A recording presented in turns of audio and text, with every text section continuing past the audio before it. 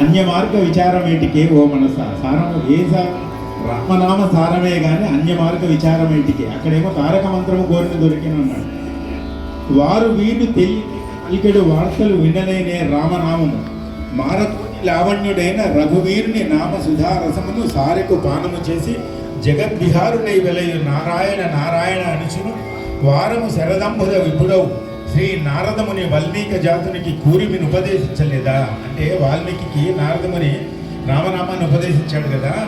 పరమ పావనుని శరణాగత జన పరిపాలన బిరుదాంతుని సీతావరుని నామ సుధారస పానము నిరతమునను చేసి హరి హరి హరి అనుచు సంతతమ్మునను సరియులేని కీర్తిగాంచి దేహము పరవశము చెంది సుఖబ్రహ్మ పరీక్షిత్తు కొసగలేదా. దివ్యనామ సామాన్యమే రామనామం అని చెప్తున్నాడు అన్నమాట. ఇక్కడ సామగాన లోలుడు రచితగిరిధాముడైన త్యాగరాజ శివుడు అతి నేమముతో నామామృత పానము ఏమలక చేసి రామ రామ రామ ఎన్నిచు సతతము శ్రీ మదాది గౌరికి శృంగారికి యా మహిమల నా రహస్యంలో అతి ప్రేమను ఉపదేశించలేదా.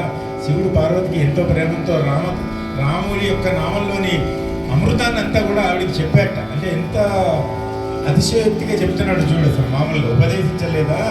అందువలన సారంలోకెల్లా సారమైనది రామనామమే కానీ అన్యము కాదు అని చెప్పి త్యాగరాజస్వామి వారు పంతువరాళి చాపు రాగంలో చాపు తాళంలో చెప్పారు. ఎప్పుడైనా వినగలుగుతామా అనేది నా కోరిక.